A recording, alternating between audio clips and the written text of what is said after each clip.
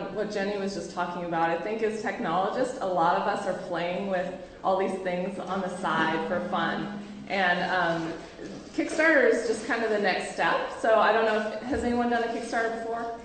Yeah, a couple of you? So it's just a great way to share your little side projects that you're doing for fun with the rest of the world. So I changed the title of my presentation here. I got home on Wednesday night from our Navarra trip, and my husband sent me a note. He knew I was going to talk to you guys about Kickstarter, and he's like, have you seen the latest South Park episode? And I was like, no. And he's like, you have to watch it. It's about Kickstarter. So I watched it, and it was hilarious, and I wanted to play you guys a quick little clip here. It's called crowdfunding, using the internet to raise money without having to pay back your investors.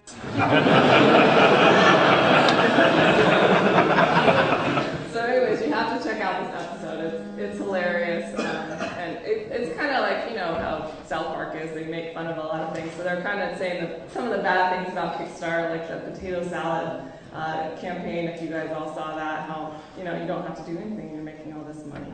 So I'm here today to talk to you about my experience with Kickstarter. So for those of you who don't know me, well, kind of a little bit, but I'm Seacat DeLuca. I'm a mobile software engineer at IBM. I'm part of our Open Technologies team, so I get to work on open source. I don't know if you guys know Angel Diaz, but he's the lead of our organization. I've been a committer on Apache Cordova, so I do hybrid mobile development. And part of that, before I was in mobile, I was doing cloud. So I did a lot with our IBM Bluemix built on Cloud Foundry and having the intersection of mobile and cloud computing. So you're probably asking yourself, like, why is she talking to us about Kickstarter? I'm also a master inventor at IBM, and I love coming up with new ideas, like tinkering with gadgets like Jenny does. Like, it's just a way of learning about the future, and what, like, playing with new things helps you get excited about what's possible out there. So, like any good nerd, I like play with things on the side, and that eventually led me to Kickstarter. And I was like, oh, I can do this. I want to do a Kickstarter. So follow me at Seacat, and that's my domain name if you want to check me out. But one disclaimer I have: so I don't work for Kickstarter. I've done it a couple times, so take everything I say with a grain of salt. I'm sure there's a lot of other people in the room that can tell you about their experiences with Kickstarter, but hopefully you'll take something away from this. So my background, when I was really little, my parents had a computer with this awesome clicky keyboard. And I think that's how I got excited about computers. I just love the sound that my fingers would make on that keyboard. And I used to type without the computer even on. So my grandma told me, if you say, like, now is the time for all good men to come to the aid of the country, over and over again, you're using all of your fingers. So I would sit there in the dark and just type forever.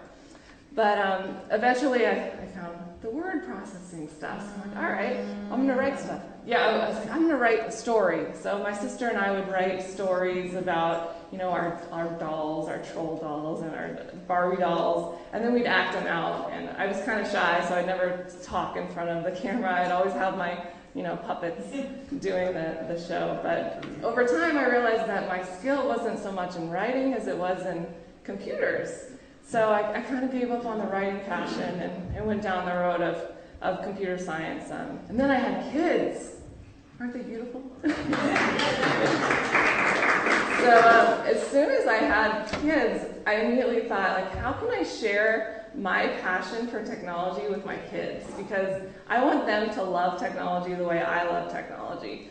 And when I was young, I went to Carnegie Mellon, and when I was there, I had to learn binary, and I never really thought about what binary was before. Of course, I've done, you know, powers and all that when I was younger in school, but I never really connected the fact that it was computer language. So I always thought it would be fun to write a book on how to count to 10 in binary. So now that I have kids, it's just the perfect excuse to make a kid's book. So now that I had this idea in mind, I'm going to do a kid's book, and I'm going to have it count to 10 in binary. I was like, of course, you need robots if you're going to be teaching binary. So I'm like, I can do this myself. I'm a technologist. I know how to use Adobe Illustrator. I know how to use Photoshop. I'm just going to do the illustrations myself. So I went to Shutterstock, and I typed in robot vector, and I got all these robot vectors. I'm like, oh, these are awesome. These are so cool. And I, you know, downloaded a couple, tried it in Illustrator, and it's hard to be like a designer. It's a lot lot more work than I thought it would be. I thought, you know, moving the arms up and down for a couple pages would be enough, but no. So I found a couple robot designs that I fell in love with, and I kind of stalked the illustrator. So I went on Google and I typed in his name, and I found him on Facebook. I sent him a direct message, and I was like, hey, do you want to do a kid's book? And it's going to have robot creatures. And I told him about my storyline and everything. He's like, yes, I absolutely want to do it. So this guy, who's based in Latvia, so that was kind of cool, you know, talking to someone in Latvia, and he agreed to do my kid's book. So we talked about like pricing and how much it would cost to have him on as an illustrator. So I sent him my idea for the characters. I wanted to have a robot, and JSON and Wi-Fi were going to be my two characters. So I sent him my ideas for what I wanted, and he sent me back this awesome illustration. And you can see the little icon on his belly is the JSON symbol. And I want to be nerdy, so he's got some braces on. And I was like, this is awesome. So I was like, okay, I have twin boys, and they're fraternal. So obviously I need another robot, and they can't look exactly like this one. So he sent me another one. Got glasses on, the Wi-Fi symbol, this is Wi-Fi. Got his little light bulbs going on. But of course the robots need a teacher. So it would be a mom robot for me. So I would teach the two robot twins how to count to 10 in binary. And I always wear my hair up in a ponytail, so obviously she's got the little thing going on. And she's cute. But you couldn't complete the family without a robot dog. So I have a miniature dachshund, and this is the final character in my book. So he sketched it all out, and then he created the vector graphics for it, and we worked together to work on all these illustrations. And then I was like, okay, I knew I wanted to do Kickstarter, but now I really wanted to do Kickstarter because I was so excited about what this was going to turn out like, and I just wanted to share my story with the world. I'm a learn by doer. I can't just read things. I have to go and do it. So I saw the button, start a project, I clicked it, and just read through what it takes to do a Kickstarter. The first piece of advice I'd have for you guys if you are considering doing a Kickstarter is going in and setting up your Amazon payment, because that's the slowest part of it all. It can take up to 7 days, like it says, to set up. So just do that right away from the beginning. The next part I did was I made a video. So I really struggled here with whether or not I should do the video myself or if I should pay a professional to do it. And I don't think there's a right or wrong answer to this, but I did do it myself. I'll play the first 30 seconds for you guys. Hi, I'm Lisa, but computers call me. I'm a mom of twins and a software engineer. I am passionate about computers, and I can tell my sons are too. Every year there are over 12,000 new computer science graduates in the United States alone. In the next 10 years, the Department of Labor Statistics projects the number of software engineers to grow twice as fast as the average profession. Without a doubt, my kids will be using computers in some fashion in their future careers. But so that was one thing I kind of struggled with, was whether I should do it myself or if I should pay a professional. And it happened to be Christmas break. I had some vacation at work, so I'm like, I'll just do it myself. And I had a lot of fun doing it myself, so I'll tell you more about the video later. So the next part was setting the duration. So Kickstarter, you have an option of doing from 1 to 60 days of your duration. They usually recommend 30 days. I did 30 days for this first project. And the next thing you'll want to do is set your funding goal. And I have stone behind it because the funding goal and the duration are the things that are set in stone. So once you hit the go live button, you can't go back in Kickstarter and say, oh, I actually want this campaign to go a little longer, or I want to set my funding thing higher. Maybe I'm not quite going to reach my goal, so I'm going to lower it just a little bit because I do want to reach my funding goal. Kickstarter is all or nothing, so if you don't reach whatever your goal is, you don't get funded.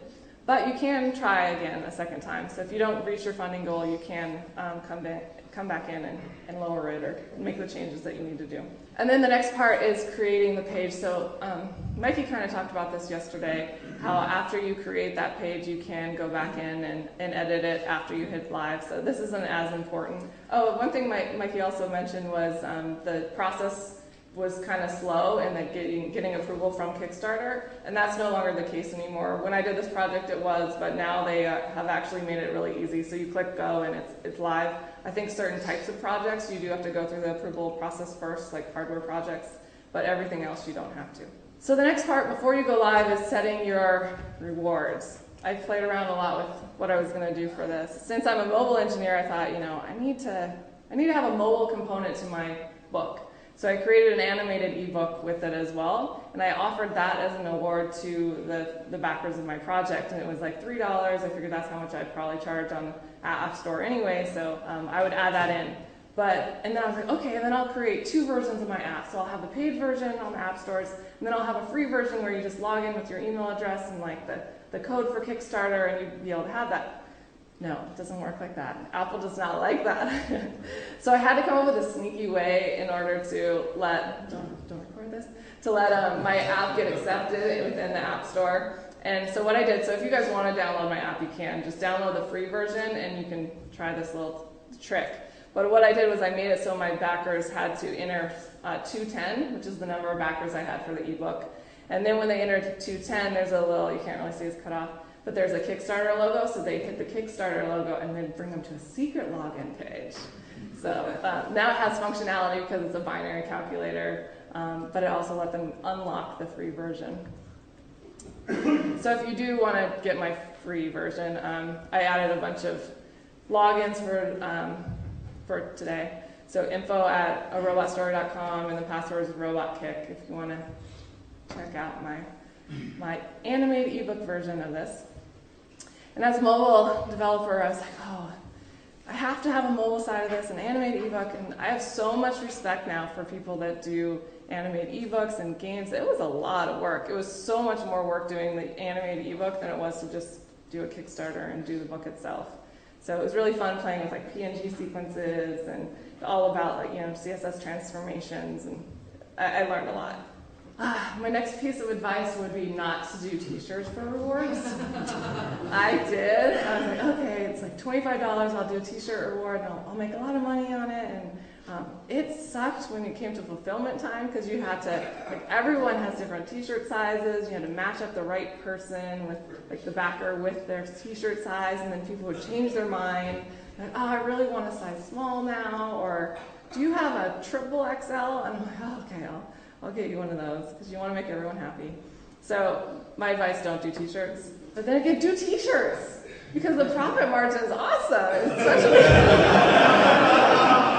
if you have a lot of backers, then the more t-shirts you buy, the price per t-shirt goes way down. So I was like, yeah, I'll do t-shirts. So it's up to you how much time you want to spend. Shipping outside the US. So this was a tough one for me, because I wanted, the whole point of this was to share my story with the world, not just the US. I wanted to be able to let people from all over come and buy my book. But so I was like, all right, maybe I can make it worth my time if I package 3 of them together. So if they buy 3 books for $40, they can have this shipped all over the world. And I don't know how other projects do it, but some countries that back my project, it was like over $40 to send them my books. So just keep that in mind when you're going to be shipping outside the U.S. I know some people say, like, if it's more than a certain amount of money, then I'm going to collect funds after the fact. I don't know exactly how they do that, but yeah, that was one thing to keep in mind. I also talked to another guy who did a Kickstarter, and he had like a deck of playing cards, and he accidentally made a reward, because you can't change the rewards once someone backs one of the rewards. And he said it was like $10 to ship anywhere in the world, and he just lost all sorts of money because you could refund people their money, but he wanted to get his books or his cards out. So the next step before you go live is to get feedback. It's really easy in Kickstarter. You can create this free preview link, and you can send it around to all your family and friends. I wasn't really sure about this one because I didn't want. You only have one opportunity to get in front of some people, like your parents. They'll come back and look at your stuff as many times as possible. But some people, you send them that link, and then they might not come back when it is live. They might forget about it. So I kind of was choosy about who I shared my preview link with. And then go live, the fun part. It's like, okay, it's easy now. It's all over. No, that's not the case. It's so much more work after you hit the go live button than even preparing for all of the Kickstarters. You have to be really responsive as a creator. You just want to make sure that everyone who backs you feels engaged and part of your project, because that's really what Kickstarter is. It's a community. It's other people that want to see you be successful, and it's important to share what you're going through with everybody. So I had these awesome backers that had their nerdy responses, pledged $42 or 3.14. I thought that was really cute. So I thought it was good to acknowledge these people as being creative. And part of that goes into project updates. So along the way, you want to tell people what you're experiencing, what you're going through, what it takes to make a book. All those processes I shared with people so they could learn with me and experience it with me. Social media is a big one. In Kickstarter, there's an option after you back a project to tweet about it or send it with your friends. But it doesn't have, if I worked for Kickstarter, I'd change it so that the creators could say what their handle was, and then when you went to back someone's project, it would also include their handle. Because right now, you don't know if someone's backing your project unless you're following the whole word. You have to go manually search for it, and then you can thank people for backing your projects and make it personal. This is something I didn't really do that well, I think, but getting press. It's you kind of have to, the fun part about all this for me was you learn a little bit about business and what it takes to do marketing and promoting your product. And I should have started from the beginning, going out and saying, hey, this is what I'm going to do. Here's my Kickstarter. I'm going to launch it. You want to, write an article about me. So after my book was live, that's when I went out and reached out to I went to Carnegie Mellon, so I asked them, and they put a little article in the Tartan about it. There were some people that just like to write about Kickstarter, so you can go to them and say, hey, you want to do a little piece on what I'm doing. So that's something I would encourage people to do from the beginning or even before you do your Kickstarter, just because the more press you have, the more eyes come to your story. This is the fun one a lot of people do is stretch goals. So you want people to come back to your project, even the backers that you already have. I made it so that after a certain amount of backers, the size of the book got bigger. So it just kind of encouraged everyone to keep sharing the word, saying, hey, back this project, we've got to get another, $25 to get the next size book. So yeah, stretch goals is fun, keeps people engaged. Cross promotion, so Kickstarter, like I said, is a big community, and all the other creators are really usually very nice, and they're just like all of us. So you can reach out to them and say, if you have I reached out to a lot of people who had books, and I said, do you want to do some cross-promotion? So when they did an update, they might say at the very end, you might consider a robot story too, because it's similar to my book. That helps, again, reach more eyes. So once you're live, there's this really cool thing called the Kickstarter dashboard, and it shows you all these stats about your project. So here we go. So you can see within the first 3 days or so, I reached my funding goal. I set it pretty low. I knew I wanted to do this regardless of how much money I raised, so I set it, frankly, way too low. And I reached it almost right away. It seemed like everyone was very supportive at the beginning, and then it kind of was steady throughout the middle. There's a part in Kickstarter, like the middle couple weeks, it's usually pretty slow, and then towards the end it kicks up again. The refer section is pretty neat. Mikey mentioned that Kickstarter takes 10% of your money, and at first I was like, they're just a middleman, they're not doing anything, why should I give them 10%? But then seeing the breakdown of where the money came from made it make sense in my mind. It was justified because 52% of the people that backed my project came from Kickstarter. Just browsing around the website, that's how they found my thing. So it's almost like a free marketing spot for you. And then you can see the breakdown of how people found you. There's different areas within Kickstarter. There's the staff picks, the children's book area, advanced discovery. There's all these different spots within Kickstarter that you can see how people found your stuff. Some people came directly to my website at robotstory.com, Facebook, and so on. And then the video stats. I did the video myself, but it looks like about 50% of people watched the whole thing, so that was cool. You can see how many views, how many people viewed it outside of Kickstarter. The reward popularity, you can kind of see it's light there.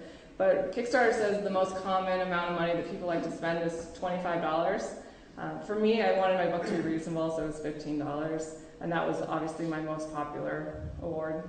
So another cool tool is called KickTrack, and you can look up any Kickstarter project on KickTrack, but you can see a breakdown per pledges per day and how much money you made per day. You can see the spikes. I don't know what happened this day, but 82 people backed me, yay.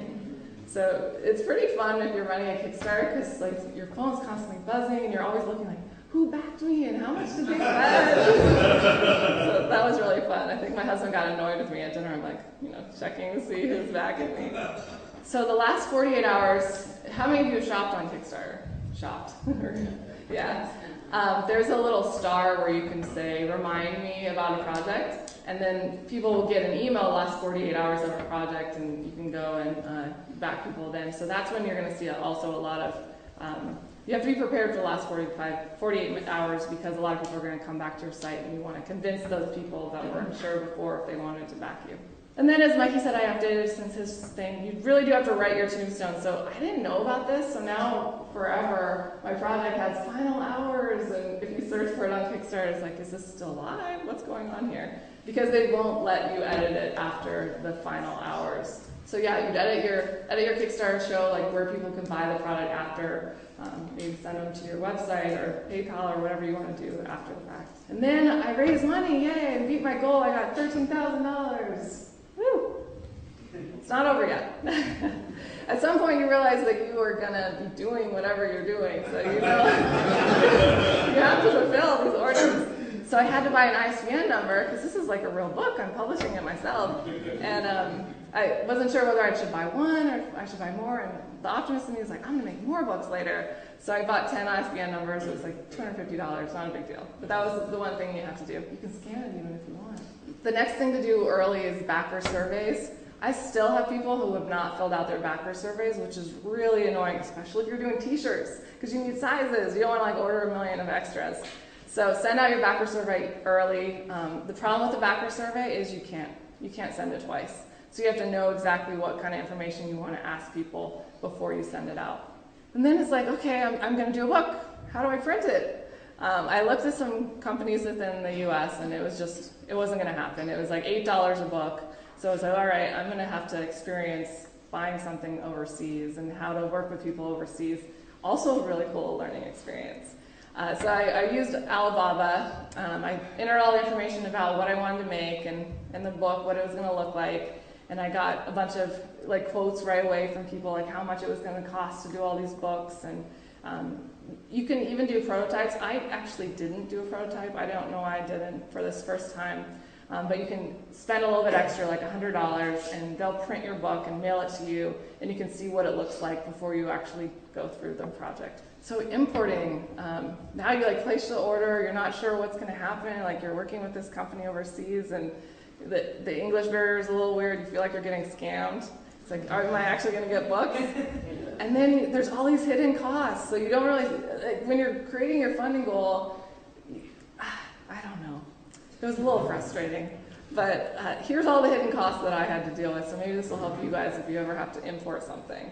So there's this customs entry service, $125. And there's overnight courier, $20. And then importer security filing, $25. Okay. Some bond thing, $150. There's a duties tax for $2. All right, I'll pay $2. Ocean freight, okay. I already paid shipping as part of this. I paid shipping to the publisher, so it's like, okay, a little extra, I don't know. Maybe this is part of the boat fees. And then if your stuff is being examined by, what's the name of it? Well, anyways, the local people that examine to make sure you're not importing drugs or something. If they have to keep it in a warehouse overnight, then you have to pay for every night that it's waiting. So $195 because it took 3 days to go through my book. And then I have to get it delivered to my house. So luckily I live in Baltimore and there's ports nearby, but I had to get it from the port to my actual house. So it ended up costing about $1,000 that I knew was going to be, I was expecting maybe $500, but $1,000 ended up adding another dollar per book. So just keep that in mind that there's some hidden costs. And then order fulfillment. My husband's funny. This was his Instagram. He said, wanted a mail, got a mailer home. But I was really excited when I got all my books, and so I kind of destroyed our house. Started doing all this order fulfillment myself. It's like piles of stuff everywhere. He doesn't have a lot of followers.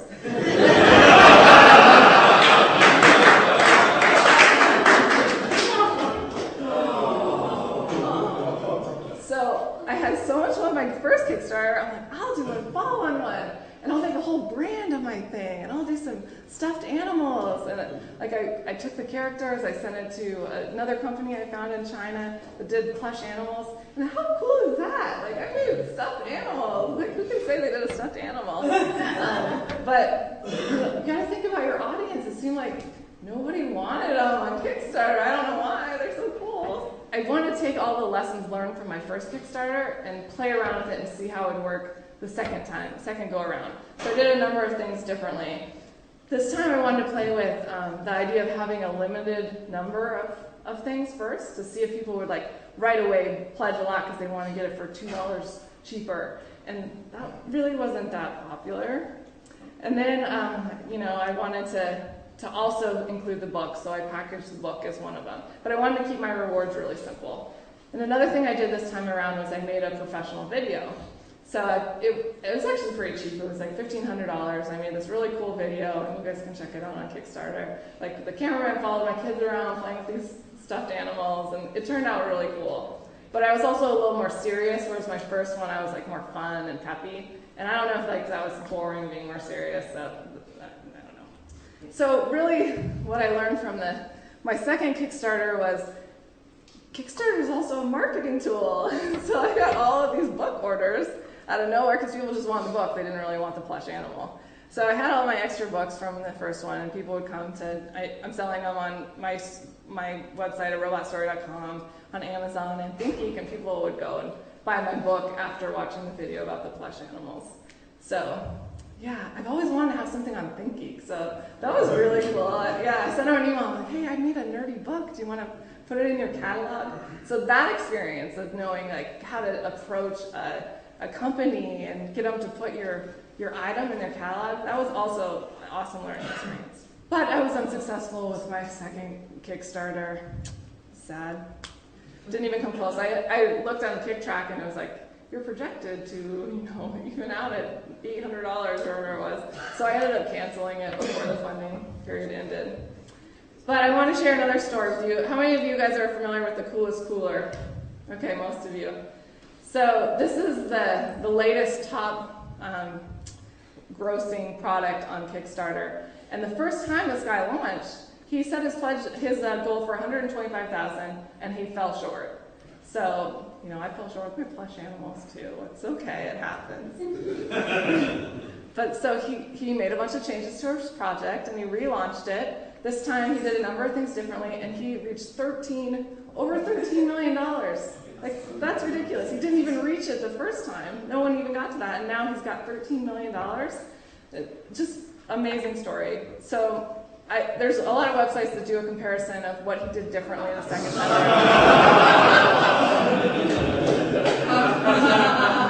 But I thought this was pretty interesting. So the second time he increased his funding period. So the first time he only did 30 days. The second time around he went up to 52 days.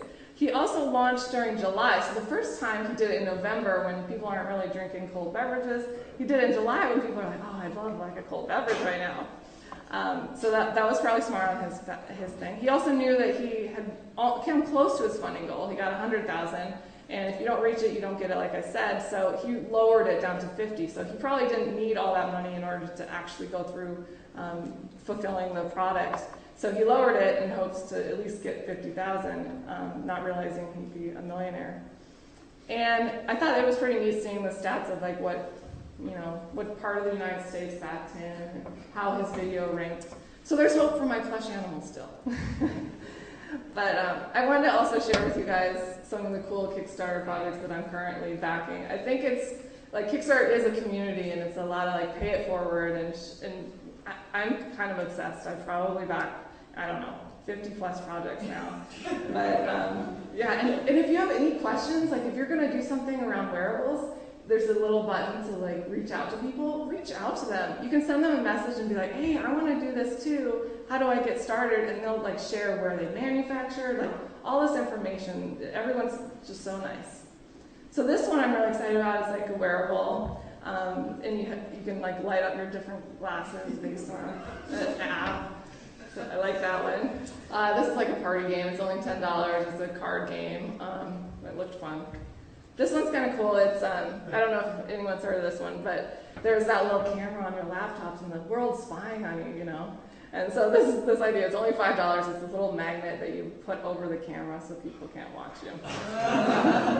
I also want to show you guys a little wearable thing I made here. So I backed another Kickstarter called MetaWear. It was in April. It's no longer running, but you can go to mbient.com and buy it. It's this little board. It's for making wearables. So it's got Bluetooth Low Energy. It's got an accelerometer. It's got temperature sensors. You can also add other sensors. But let's see if you guys can see it. So I made a little app to listen for tweets. So I'm nerdy and I'm playing with Cordova. So I'm going to make a Cordova plugin so I can interact with this MetaWear and send it information, like light information. And so I did that, and then I was like, all right, I'll use the Twitter streaming API. So I listen for tweets, and if there's a tweet around Monktoberfest or Lisa Seacat, then it lights up a different color. Pretty cool.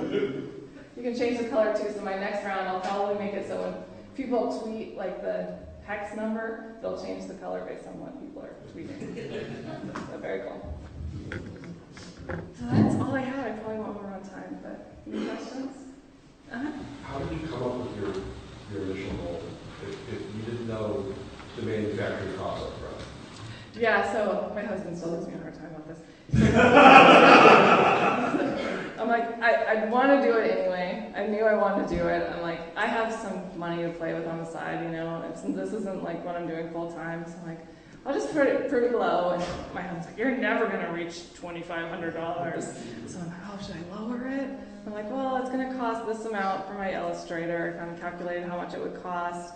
I calculated what I thought the shipping cost would be and what I thought maybe the importing cost would be. And then, I figured I'd do 1,000 books. So a lot of them have a minimum order quantity, and this particular one had at least 1,000 books. So I knew I was going to at least get that much, and knowing how much per book that was, how much it was going to cost, that's kind of how I started to think about what I was going to do my funding goal. And just as a follow-up, did you break even? Were you profitable? Yeah, so I ended up raising $13,000, and I made about $2,000, and then I had about 400 extra books. And then most of those I sold to ThinkGeek. I do have a few left. There's a couple I was giving around here. But ThinkGeek barely gives you any money, and that's fine. I'm all about just sharing the story, not really about making money on it. But then I paid for the fancy video for my second Kickstarter, so really it comes out about even, but it's all in my play. Like I like to put money aside for play, and that's just coming out of a different pile of money than the rest of the funds. It's not coming from the kids' college fund. So there's a bunch of crowdfunding platforms you can use. Why Kickstarter as opposed to any others? So I looked into Indiegogo, and that one's kind of cool because you can get the money regardless of reaching your funding goal. So that was one thing I considered. I'm like, well, should I do that? It seemed like Kickstarter was more popular. It was reaching more of an audience that I was going after, because my book, even though it's a kid's book, it's also got a nerdy flair to it. And I think a lot of Kickstarter projects are the wearables, the IoT, like the nerds like us who want to back other nerds. So I thought that audience was the one that I was going to reach the best at. Did you think about running like an A/B test part on Kickstarter, part of Indiegogo? I should have done them both at the same time. Let's see which one was more successful. Yeah. So I'm just curious. So you said you got a quote from a U.S. printer. It was like $8 a book or something. Yeah. How much cheaper was it after you put all the prices together, and shipping and import duties and all that, to have everything printed in China and shipped over? Yeah. So this book cost me $2 a book. So $2 a book, plus I figure another $1 for import fees. So $2 a piece of shipping. What's that? It's a third of the price. Yeah. So it's like $3 a book. Mm-hmm.